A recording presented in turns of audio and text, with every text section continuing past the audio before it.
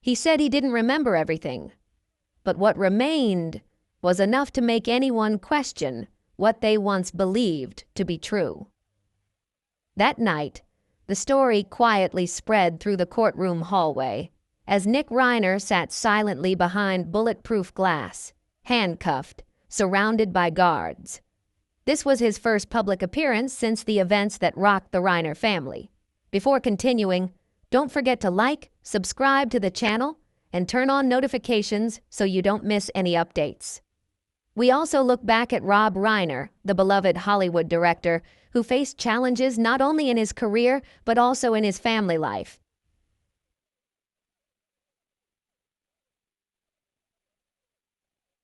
The giant, the political activist, is gone. Michelle Singer Reiner, his wife and creative partner for nearly 3 decades, is also dead. And in the midst of it all, the accused is their own son. But is it really that simple? According to the police, the answer is yes. According to the media, it seems so too. But according to Nick, it's not. That night was more chaotic than anyone could imagine. Nothing happened the way people described. Let's rewind time. December 14th. A cold Sunday night in Brentwood. Trees rustled in the wind, the air was still. Inside the Reiner mansion, the warmth of the festive lights, a seemingly peaceful family gathering. But just hours later, the air raid sirens blared, blood stained the floor, screams echoed, and 2 bodies were found. Inside the main house, the stab wounds appeared deliberate, brutal, yet precise. Signs of a struggle were still evident. A messy study, shattered glass near the fireplace, an overturned chair beside the grand piano. Nothing seemed random. The incident was clearly personal. Police arrived just minutes after the event. Nick Reiner, 32, was arrested at the scene, barefoot, his clothes stained with blood. He didn't flee and has remained silent ever since. So why is this story still being discussed months later? Because what seemed like a simple family tragedy actually held many more layers of mystery. Whispers quickly turned into speculation about motives. Rob Reiner wasn't just a director, he was a man with complex relationships both inside and outside his home. And Tracy Reiner, the family's adopted daughter, is also mentioned in the rumors, not as a witness, but in a role suggested as someone involved. But the more important question is, for what purpose? This isn't just a murder case. This is a story of secrets, hidden in diaries, in voicemails, in whispers behind therapy room doors. And most disturbingly, the secrets about the people who truly wanted Rob and Michelle to disappear. In this video, we'll explore the theories that Nick Reiner may not have acted alone, or not in the way everyone thinks. Nick's words from prison shocked the legal community, the press, and especially Romy Reiner, his sister, who is believed to have witnessed the final moments. But the shock wasn't just the confession, but it's also what he refuses to say. I didn't kill them the way you think. I didn't plan it. I didn't even want to. So who is Nick Reiner really? Most people know Rob Reiner, the director of films like A Few Good Men, Stand By Me, When Harry Met Sally, the son of comedy legend Carl Reiner. But what about Nick? Most people don't know that Rob has a son living in the guest house. Why? Because Nick is rarely mentioned. He grew up struggling with addiction from his teenage years, went to rehab at 17, and relapsed many times. His life was filled with violence, betrayal, and a strained relationship with his father. But Rob still tried, still held on to hope, bringing Nick into the writing project as a last-ditch effort to reconcile. But was it too late? Or was Nick never really the problem? A theory circulating in Hollywood circles suggests that someone manipulated Nick, a close, intelligent man who could feign emotions and conceal fingerprints. And if that person was Tracy Reiner, Rob's adopted daughter, raised in wealth and privilege, what was her motive? Money, power, revenge, or something even worse? The truth is, Tracy had multiple motives, and we'll analyze them in this video. Back to the scene. The Brentwood mansion, with its security cameras, motion sensors, and state-of-the-art alarm system, yet nothing prevented the tragedy. Even the supposedly only working footage from the lobby doesn't seem to have captured the whole event. Police say the footage is corrupted. The family's lawyer says it was deleted. The investigative team says everything looks strange because it's incomplete. And why was the only working camera pointed in that area? Was it a coincidence or a cover-up?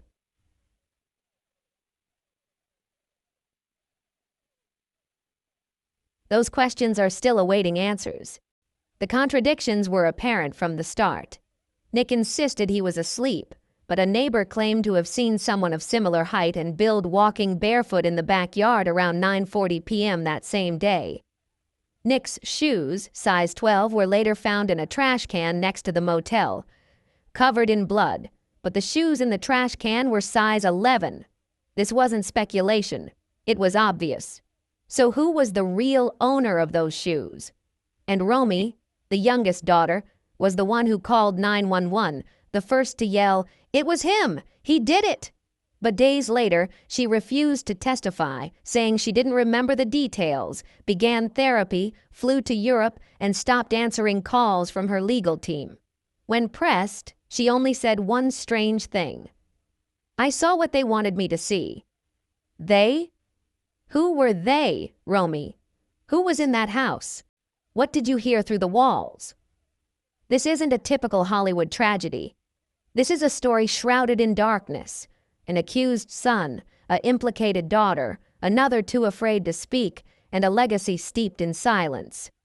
But what if the whole story were reversed? What if Nick's chaos wasn't the beginning but the end of something darker? What if the crime wasn't born of passion but of precision? What if Rob Reiner's death was never intended to be the headline? And if it did make the cover, what would we see? In this report, we'll trace every bloody frame of that night, every forgotten hour, every corrupted file, every suppressed word. We'll hear Nick's full confession from prison, analyze the role Tracy Reiner may have played, and uncover the chilling message Rob sent in an email never sent, titled, "If Anything Happens to Me." You'll see details the police missed, things the television stations wouldn't broadcast. And by the end of the video, you'll wonder, was Nick Reiner the murderer of his parents, or was he just a convenient pawn in a complex conspiracy, a meticulously calculated game?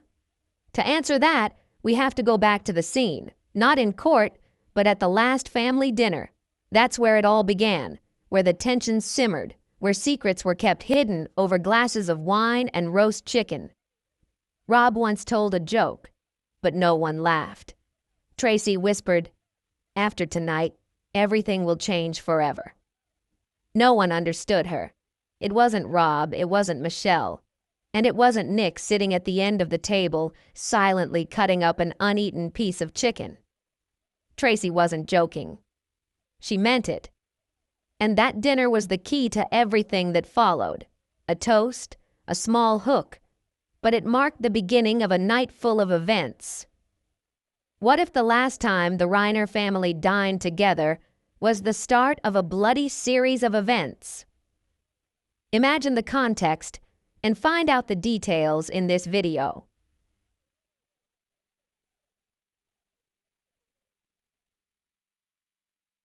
Sunday evening, December 14th.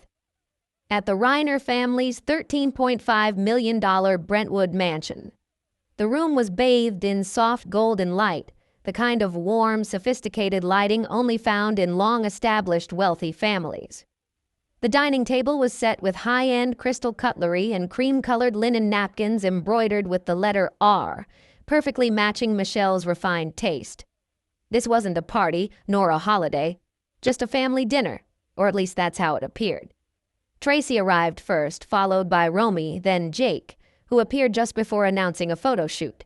He quietly left before the appetizers were served, leaving a slightly tense atmosphere. Nick arrived later, looking listless, his eyes tired, his hands trembling slightly. perhaps from nervousness or for some other reason. Rob greeted him with a half-hearted hug. Michelle kissed him.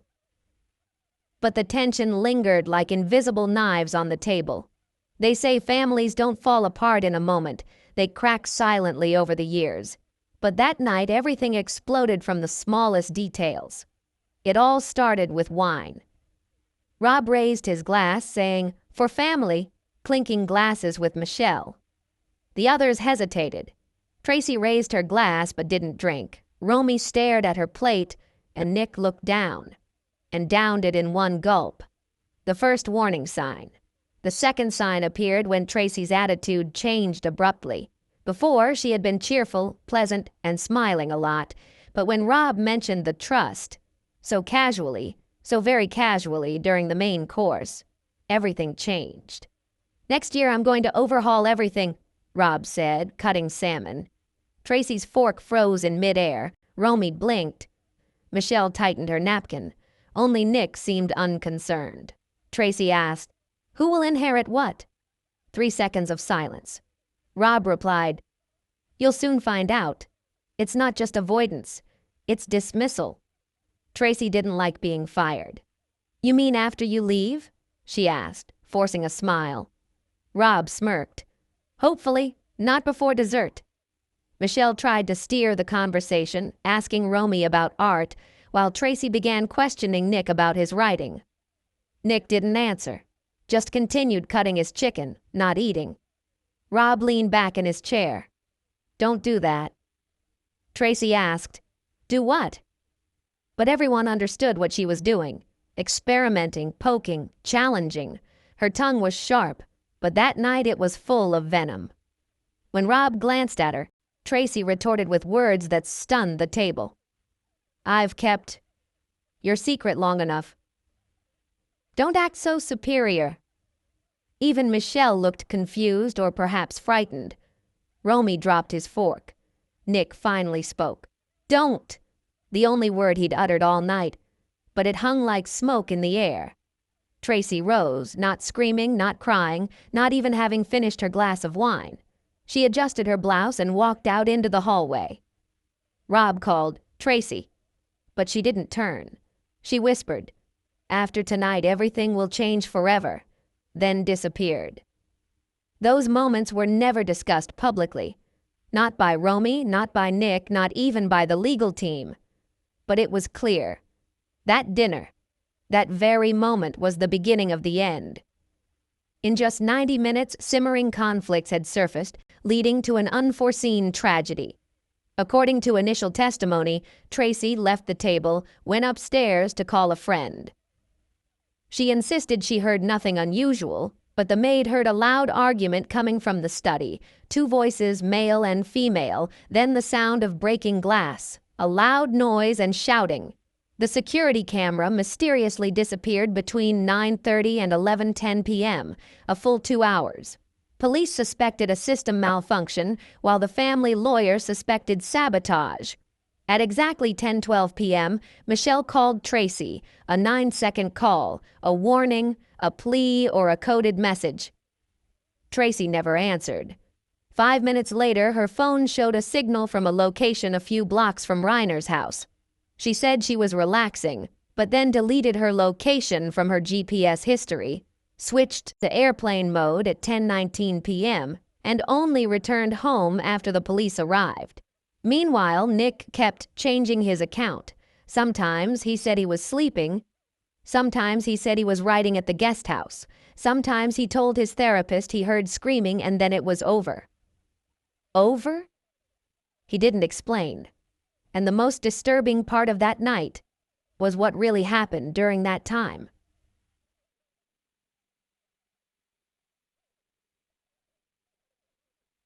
Romy was found. According to a leaked police report, not officially confirmed but widely cited, she discovered both bodies shortly after 11:30 p.m. Rob slumped over his desk, Michelle face down near the fireplace. Blood splattered everywhere, a broken lamp, a shattered picture frame, and something strange, a piece of paper stuck to Rob's hand, written in red marker, just 2 words. Who wrote it? Rob or someone else? And why was the paper gone by the time the police arrived? That night was clearly no ordinary family dinner. It was a secretive and tense gathering, ending in tragedy. But perhaps the most suspicious clue was the whisper recorded by the neighbor's security camera. At 10:24 p.m., a faint female voice was heard from Reiner's gate. "He's not allowed to rewrite his will." Then silence. And then the sound of a car driving away. The Reiner family was never the same again. Tracy disappeared from public view, Nick was arrested, Romy left the country, and Hollywood fell silent. Calls from the press went unanswered, and famous friends like Billy Crystal and Morgan Freeman offered only generic condolences before disappearing as well. Everyone seemed to realize that this wasn't a story about a rebellious son. It was about a family built on lies and a truth no one wanted to face. The next day, detectives searched the guest house. What they found in Nick's drawer would overturn the entire investigation. Mini-hook. What if the truth wasn't in the main mansion, but in the guest house? In fact, Nick Reiner didn't live in the main house. He lived only 70 feet away, close enough to hear the screaming, see the flashing lights during the final struggle. But he didn't intervene. Why? This remains the question haunting the investigators. The body was found in a drawer in the guest bedroom, behind a stack of unfinished scripts wrapped in cloth. An old Stand By Me hoodie turned out to conceal a knife. Clean, shiny, used. No blood, no fingerprints. Not the murder weapon, but haunting nonetheless. On December 15th, the estate teamed with detectives, yellow wire, investigative vehicles, and crowds of reporters. Inside the villa, 2 bodies, outside, chaos. Nick's guest house, small but tastefully decorated, had bookshelves overflowing with scripts, therapy journals, rehabilitation medals, a music player constantly playing Radiohead's Kid A, stacks of paintings, cigarette burn marks on the carpet, and in a drawer, a black moleskin notebook, 3 fountain pens, 2 unpaid checks for $18,000 from Rob Reiner, and an 8-inch serrated kitchen knife. But it wasn't the murder weapon. The diary contained no confession, but rather imagined dialogues between Nick and Rob. Nick had never met Rob, but wrote about a son he envisioned, about being exploited, and now it was all over. What chilled the detectives wasn't what Nick wrote, but what he crossed out. On 3 pages, he crossed everything out, as if he weren't allowed to tell the truth. The guest house showed no signs of forced entry, no blood trail, no disturbed furniture, no attempt at concealment. If Nick had truly killed his parents impulsively, there would have been no shortage of panic, blood, or signs of a struggle. Instead, there was an eerie silence, as if someone was waiting or rehearsing. In the drawer, there was also a script titled The Last Director, about a filmmaker murdered by his own son, taking place in their guest house. Sounds familiar, doesn't it?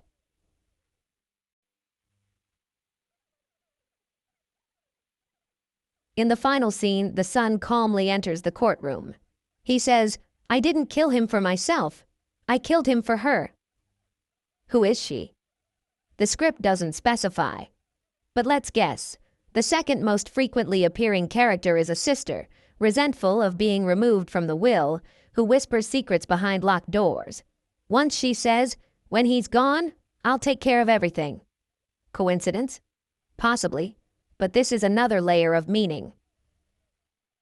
The script is undated, but the ink used to write the final scene is still fresh, as if it had been rewritten within 48 hours of the crime. This means Nick either wrote it before committing the crime, orchestrating the whole thing, or he wrote it himself as a confession disguised as a novel. Another hypothesis. Did someone else write it? Analysis by forensic inks. The discovery of 2 different pen pressure levels and angles throughout the work, 2 hands, 2 people, leads to a terrifying possibility. Someone helped him write or edit the story. Another disturbing finding, a whiteboard hanging above Nick's bed, written in red whiteboard eraser. The truth is ugly, but it's my truth. Below is a timeline. December 13th. Dinner planning, December 14th. The decisive night, December 15th. Woke up and noted in the corner. A reminder of Tracy. She knows everything. Why did Nick write her name? To remind himself of his roommate? Or because he feared someone was manipulating him? Ignoring Roy's initial statement, she said she saw lights under the motel door at 9:20 p.m. and heard loud noises but didn't name anyone. When asked, "Was it Nick and his sister?" she turned pale. "I never said that." In Nick's desk drawer, there was also an encrypted USB drive. After 2 days of decoding, the police discovered dozens of audio files, self-recorded confessions in a therapeutic style. One file in particular was recorded exactly 1 week before the crime, in Nick's trembling voice. "Stop her. She looks like I'm out of control, but she's the one in control. Maybe if they were gone, she wouldn't haunt me anymore." Breathing, whispering, and the haunting itself remains unexplained. We're not finished yet because there's the guest house. The closet contains a sealed box reserved for the court. Its contents haven't been opened. A letter? A video? A gun? Nick's lawyer warned, if you open it, the entire trial will change. Inside the guest house, detectives found fingerprints of Nick, Romy, and Tracy. Notably, Tracy's fingerprints on the bedroom window, the window Nick said had been locked since October. Why was she there? The guest house wasn't just a bedroom. It was a crime scene, a stage, a place for a potential confession or a staged scenario. We turn to Tracy's story. Things are about to get darker. What the detectives found in her black 2019 Audi Q7, just 2 blocks from the RER housing complex, completely changed the picture. The engine was still warm. The windows were frosted from the inside. A glove box with a sealed envelope, a red ink label that read, "Read if you die." Who was really pulling the strings? Who planned it? And who was just a pawn? The remaining clues in the guest house could be the key to unraveling the entire case.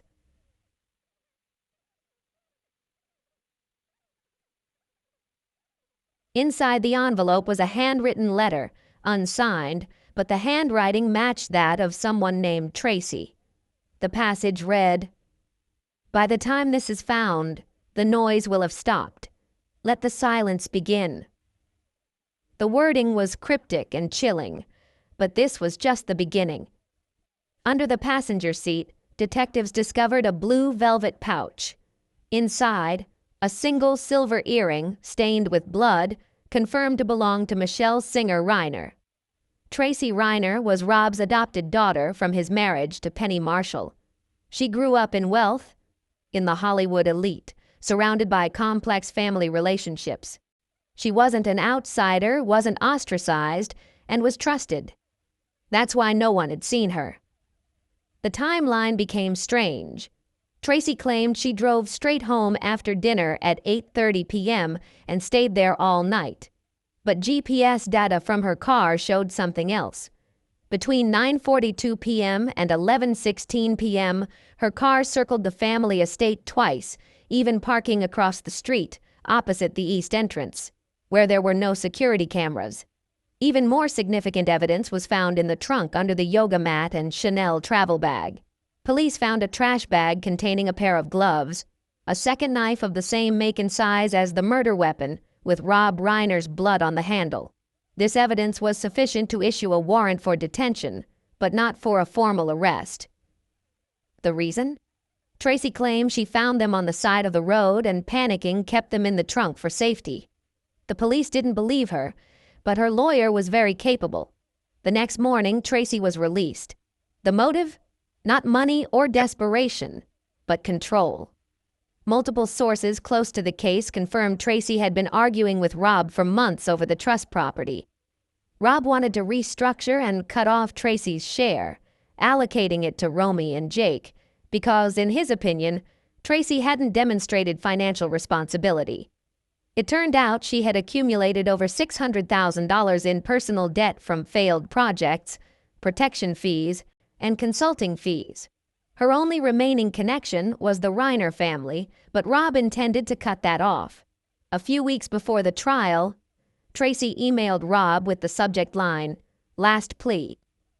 Please don't do this. Do you know what I'm holding? Do you know what I can make disappear?" The wording was chilling, but Rob didn't reply. The email was printed out, circled in red, and saved in the Tracy Leverage folder. There was an audio recording obtained by the court. On the day of the trial, Tracy called an unknown number at 7:46 p.m. The call was short, but clear. The person on the other end said, "He'll see this through?" Tracy replied, she wasn't doing this alone. The call ended. The location outside the Reiner estate. Tracy never mentioned it, not to the police or the media. Her lawyer learned through a subpoena, and she reacted in a panic, throwing a chair during the interrogation. She screamed, "Do you think I'm a monster? You don't know what he did to me." Romy, her sister, revealed something terrifying. She was afraid of Tracy. At exactly 10:03 p.m., Romy saw Tracy wearing gloves enter the study, silently, just 15 minutes before it was all over. Other evidence also revealed clues. The family safe was open but not broken into, except for a missing USB drive, which could have contained Rob's will, diary, and audio recordings. Romy said Rob stored everything digitally, meaning if someone wanted to erase him, they would need to erase the records as well. Tracy majored in digital forensics. She had the motive, the means, the access, and the rage. Everything fits together, but there's still no indictment, no charges, no trial. Why? Because of power protecting their people, manipulated evidence, or secret help behind the scenes. One thing is certain. If Tracy was just an innocent witness, why did she disappear for 3 days? Why did the lawyer say she needed time to calm down? And most importantly, when questioned directly by the detective, Nick said, "I wasn't the only one with blood on my hands that night. I just couldn't hide it as well as she did." The story ultimately returns to Romy, the youngest, quietest, the first to find the bodies, and possibly the only witness to the whole event. In a moment of unguardedness during therapy, the web of lies, conspiracies, and secrets will be revealed. Romy not only witnessed the scene, but also knows more than what appears on the surface.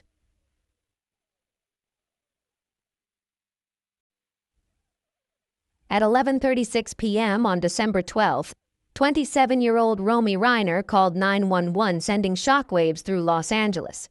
On the phone, she was panicked, breathless, and screaming, "It was him! He did it! He killed them!" When the operator asked for clarification, Romy sobbed, stammering, "There was something strange. I heard them stop breathing." Let that statement sink in. She didn't find the dead bodies, but she heard them stop breathing. This raises the question, did she arrive earlier than she claimed, witness the moment, or even be in the room when it happened? Romy is often described as a quiet, artistic, sensitive girl who seems a little out of place. According to close friends, she's usually withdrawn. But in this case, Romy could be the most crucial witness, and her silence wasn't an option. Going back to that evening, Romy arrived on the property around 7:15 p.m., wearing a beige wool coat, carrying a paint bag, groomed, and told the maid she wouldn't be staying long. She joined dinner but disappeared by dessert. She said she went upstairs, into her childhood bedroom, called a friend, and stayed there almost all night. But the text message log revealed something else. From 8:47 p.m. to 10:22 p.m., no texts, no social media activity, no calls, 95 minutes of digital silence. In this day and age, that's an alarming sign. The neighbor's Ring security camera recorded sounds at 10:11 p.m. The gate opened, a female voice whispered, "Stay there, don't move." The voice was deep, controlled, and a second voice was almost inaudible. Was it her? then silence, footsteps, then a feminine scream. Experts identified the screams as belonging to Romy, but this contradicted her testimony. She claimed to have discovered the body after 11:30 p.m. So what happened between 10:15 and 11:30? The question has never been answered. During a subsequent therapy session, Romy broke down in tears and whispered, "I heard a second knife fall. I didn't want to look, but I did. He wasn't alone. I saw her. Who was she?" Every clue, every detail pointed to one name: Tracy. Romy recounted. She was upstairs, heard the screaming, crept downstairs, and peeked into the study. She saw two people. One of them saw her and let her go. But why? Why wasn't the sole witness gagged? Why weren't all the traces erased? Perhaps Tracy wanted Romy to witness. Perhaps this was a way to exert pressure. In the days following the incident, Romy cooperated with the police, providing timelines, identifying the body, participating in 3 interviews, and then suddenly disappearing. Her lawyer announced that Romy was extremely distressed and would not participate in further questioning. Within 72 hours, she flew to Amsterdam and entered a renowned health clinic specializing in celebrity burnout recovery. When asked if she would return for trial, she did not respond. Before leaving, Romy met privately with her godmother, a longtime actress closely associated with the Reiner family. The meeting lasted 41 minutes. According to an anonymous source, Romy was trembling, her face pale, saying she had seen something she shouldn't have seen. She insisted, "Nick didn't stab anyone. He was just holding her." This information completely changed the picture of the case.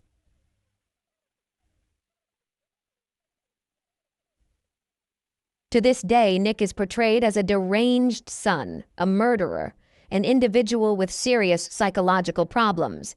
But if Romy saw him hugging Michelle after the attack, perhaps he wasn't the aggressor. He might have been a witness, or even a protector. This also means someone else might be the culprit. Another dark, almost fictional theory suggests Romy was coerced. Silence. Tracy, knowing that Romy witnessed too much, may have threatened her. There's no direct evidence, but Romy's sudden withdrawal, his disappearance internationally, his refusal to testify, all raise a host of questions. One more detail.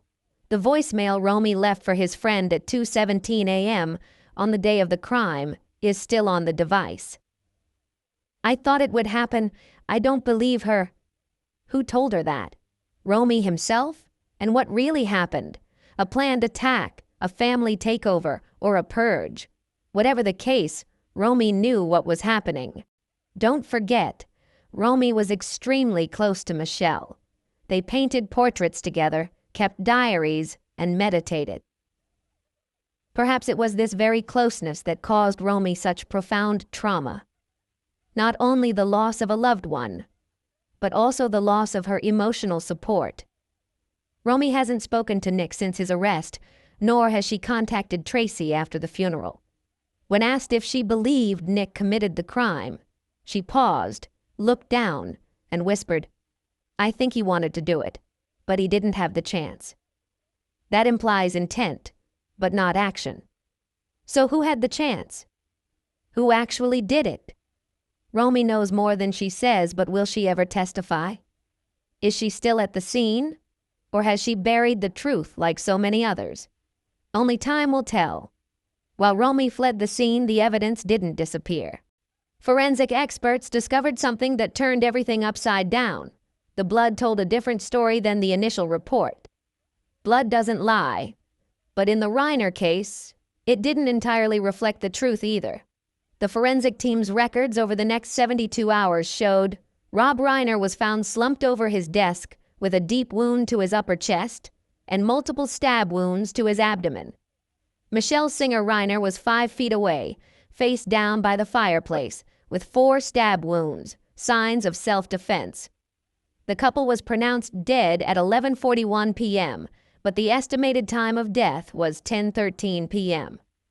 Rob's Rolex, a gift from Carl Reiner, stopped at 9:41 p.m. Why and how? Did the attack happen earlier than estimated? The blood tells the story. It tells of movement, timing, and location. But at the Reiner mansion, the bloodstains didn't match the story the police heard. According to the account, Nick entered the classroom, had a psychotic episode, stabbed both his parents, wandered outside naked and covered in blood, and closed the door. But the bloodstains said something else.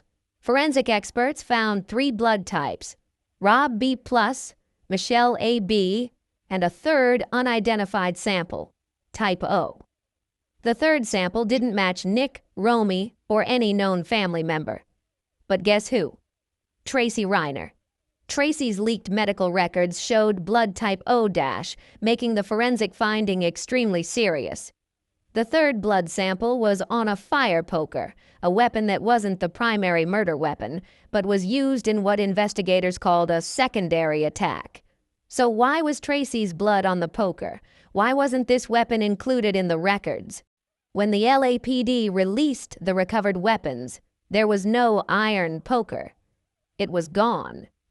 And Rob's blood stain, smeared near the desk, showed no drag marks, meaning he died at the scene.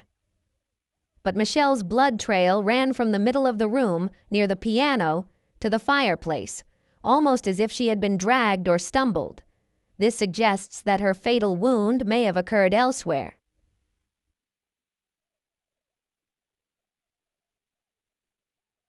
However, the official report says she died instantly.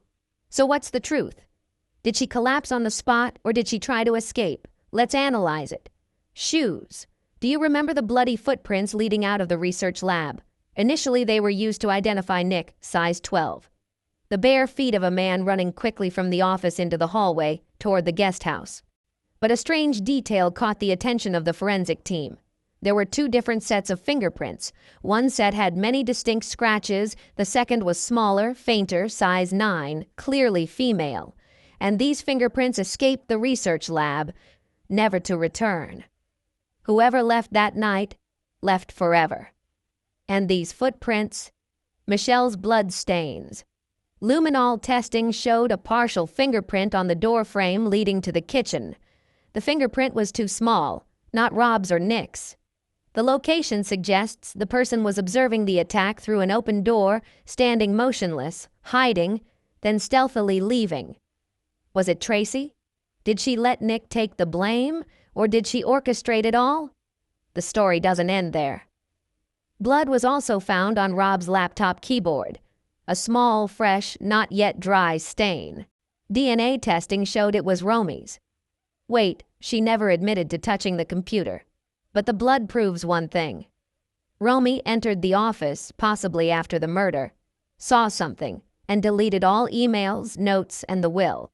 The computer was completely restored, leaving no trace. And only Tracy, the only person in the house with technological knowledge, could have done this. Even stranger, Rob had installed an emergency alarm under his desk, linked to a private security company. The log shows a signal from Reiner's house at 9:46 p.m., but it was dismissed as a false alarm. By whom? A name linked to Tracy, who had a questionable past. The knife that murdered Michelle had strange markings on its handle. The scent of Tracy's lavender body lotion. The perfume bottle in her purse was missing from her car. According to her, all traces were erased, but security footage from the gas station the following morning showed her discarding an object at 6:41 a.m., a shape matching the body lotion bottle. So what was she discarding? And why before dawn? Multiple blood types, conflicting wounds, a missing weapon, erased electronic data, a deactivated alarm. This wasn't a sporadic crime. This was a meticulously planned crime. Someone knew everything beforehand, cleaned up the scene, chose what to keep and what to discard. According to the investigation report, Rob Reiner was still alive until 10:05 p.m.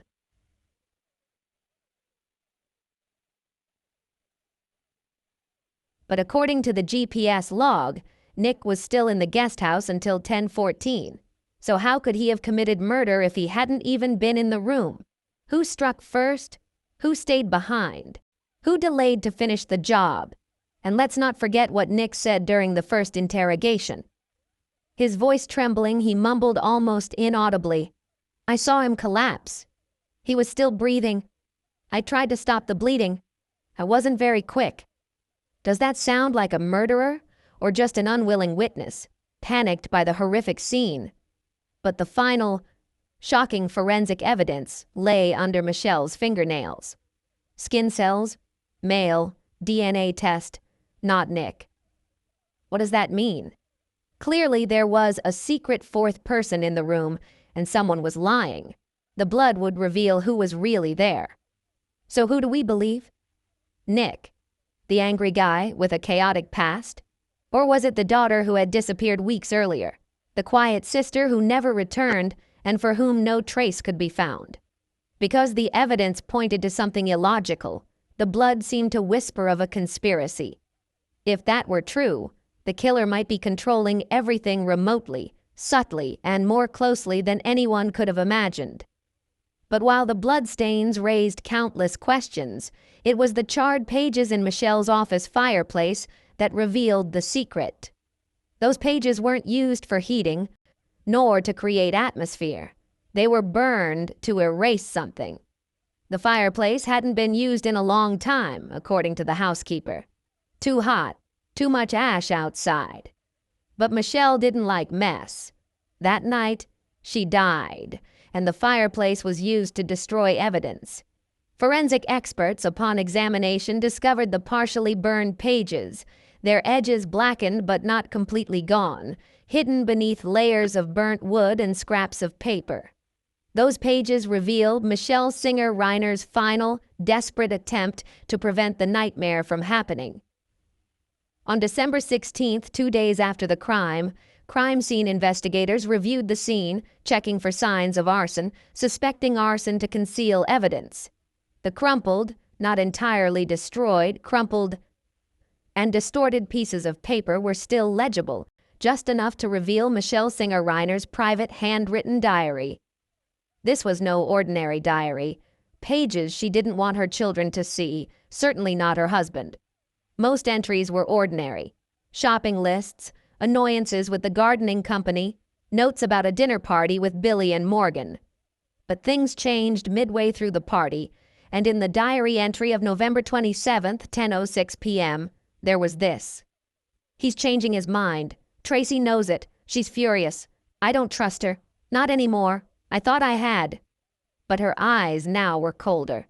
Michelle wrote, "If he gets rid of me, I'll get rid of him." This message seemed emotionally charged, but upon closer reading it also contained a warning, a terrifying premonition, penetrating deep within.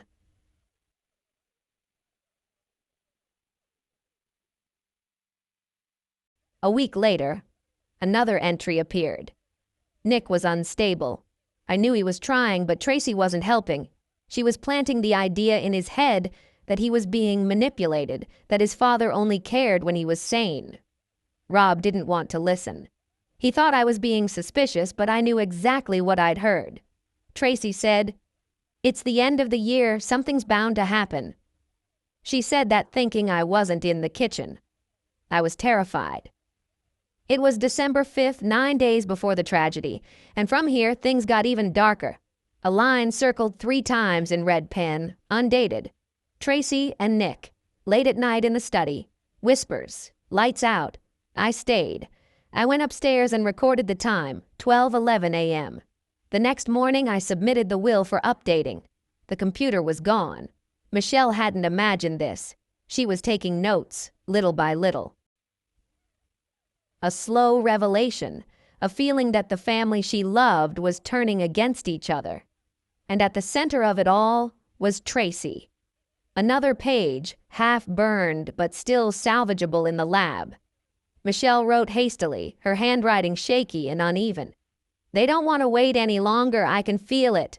Tracy is furious." She wrote that Tracy yelled into the phone at Rob, "You're not giving me anything. You owe me everything." Rob hung up, saying he didn't want to continue raising adults. Michelle begged him to postpone signing the fiduciary document. He said she was overreacting. She wrote, "I'm not." And below, in capital letters, "If anything happens to me, it won't be a coincidence." So why were these pages burned? Who had access to the office? Who knew where Michelle kept her diary? She always kept it in the second drawer of her dressing table, locked. Yet the pages were torn out and thrown into the fire. This led to a chilling conclusion. Someone wanted to erase her voice, but failed. And then, in a charred corner, only 3 words remained. "Tracy's USB is safe." That USB was still missing. No one knew what was in it. But we knew the family safe had been opened, the USB was gone, and Tracy's fingerprints were on the watch face. This was no longer a vague suspicion, but a chain of clues left by Michelle herself. She knew she was walking into danger. Investigators sent the diary fragments to a private laboratory. Using infrared and digital reconstruction, they extracted 2 more complete entries. An entry dated December 10th, just 4 days before the case, read, "He's going to sign the papers on Monday. Romy says she's been eavesdropping. Tracy is calling. It has to be this weekend. The deadline is approaching." Michelle wrote that she wasn't sure what that meant, but a chilling feeling wouldn't leave her. And the final line, just before the page was completely burned black. "If anything happens to Rob and me, don't believe the first story." So, how should we interpret all of this? Was Michelle planning to confront Tracy? Was she preparing to go to the authorities? According to multiple sources, the answer is yes. Her lawyer confirmed a meeting was scheduled for Monday morning, December 15th at 9 a.m. Michelle never made it to that appointment. Instead, she left in a room full of ashes and unspoken secrets. But this wasn't the first time someone had tried to erase the past. Security cameras were tampered with. Computers were wiped clean, USB drives disappeared, and diaries were burned. Someone had done everything to silence the most important voices. But what if they missed one thing? Because in a secret compartment beneath Michelle's jewelry tray, investigators found another diary, intact. And inside was a line no one was supposed to see. "I used to think Tracy was just falling apart. Now I think she's dangerous. Nick doesn't know what's coming. People say I'm overreacting. But there's something about this weekend that makes me feel it's going to end." That was the last line Michelle ever wrote.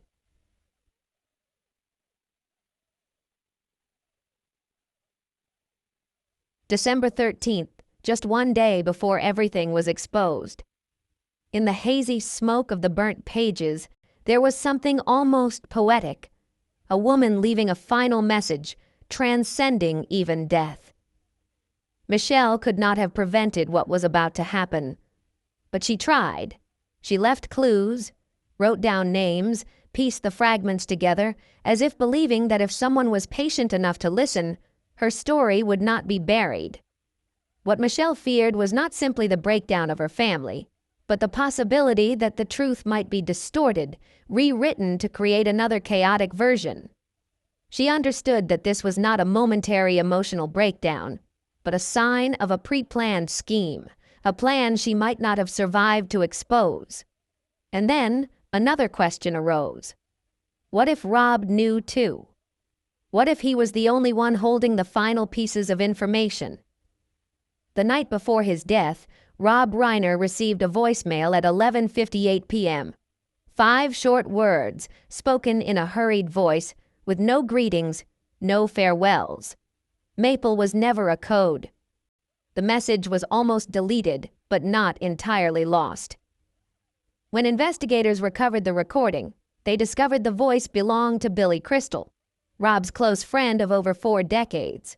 They were not only film collaborators, but also soulmates in real life. Therefore, the question wasn't who said it, but why at that particular time. 2 days before the tragedy, Rob and Billy had met for a private lunch. According to accounts, the atmosphere was unusually tense. No laughter, no familiar conversation, only hurried whispers and a name mentioned more than once: Tracy. For years, Rob and Billy used private nicknames in their personal conversations, a habit stemming from their days avoiding the press. Maple was one of them. Back then, it was just a joke. But in this context, it takes on a completely different meaning.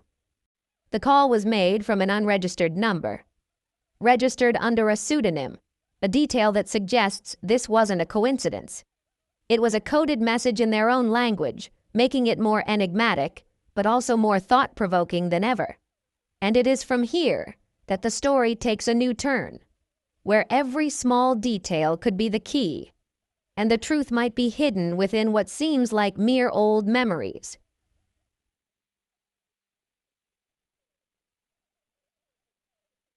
Detectives questioned Billy Crystal twice.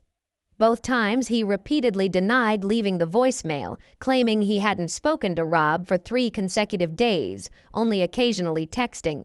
But upon listening to the recording, he turned pale, requested to leave the room, and immediately hired a lawyer. Why? What did the call contain that he couldn't admit to? Was he insisting that Maple was just a harmless name? The Reiner family didn't think so. According to Romy, both her mother and father mentioned Maple in conversations just days before their deaths. Michelle said, "If she brought..." And Rob replied, "Maple doesn't exist anymore. It's something else." So what was Maple, really? A code name, a file, a location, or a plan? One theory suggests that Maple was the name of a hidden folder, a digital archive that Rob kept on his private server. According to leaked documents, the area was wiped clean just hours after the murder. Notably, the administrator password wasn't in the hands of Nick, Romy, or Michelle, but belonged to Tracy, who had worked in digital archiving on a documentary project. An anonymous former assistant of Rob revealed that she overheard Rob talking on the phone with Billy in 2021. "If I ever used the word Maple, it meant I'd found the leverage." Perhaps Maple was Rob's way of marking important evidence or information he didn't want his family to know. And if he told Billy that Maple was never the source code, it could mean the original code was actually hidden elsewhere, or had been discovered by someone else. So, what did Billy know? And why didn't he say anything?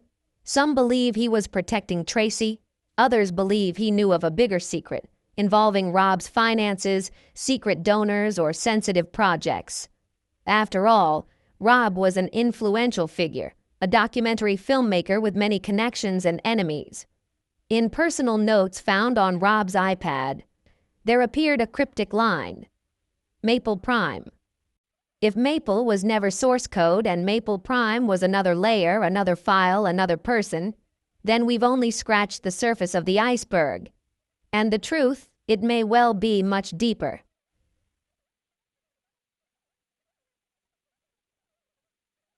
However, let's return to that voicemail. When the detectives amplified the background sound, they noticed a second, faint, barely audible voice, not Billy's. A soft, hesitant female voice, uttering only one word, as if urging him to call. This meant Billy wasn't alone when he left the message. Was he coerced, frightened, or part of a conspiracy? Was that Tracy's voice? What remained was a cryptic, reversed message, a potentially non-existent alias, a deleted server, a close friend refusing to speak, and a family on the verge of collapse. Every time they thought they had found the truth, another surprise emerged. A new layer peeled away, revealing a darker, more calculated story. If Maple wasn't the source code, then what was the source code really? If someone altered the source code, who provided the information? Who had access, and what were they hiding? Most frighteningly, what if the code wasn't actually digital? This wasn't a figment of imagination. There was someone who knew all the motives, all the tricks, and had been playing this game for a long time. The game lasted longer than anyone expected. Even though the voicemail may have been deleted, the intent behind it still resonated, and it led directly to an unexpected figure: Nick Reiner. When Nick sat down for an interview in prison, what he revealed overturned the entire investigation. The man everyone thought had fallen apart was finally willing to tell the truth. When Nick agreed to speak to the press, no one expected him to be coherent or clear. They only knew him as someone who had been labeled with countless tags: a former addict, a failure, the violent son of a Hollywood legend.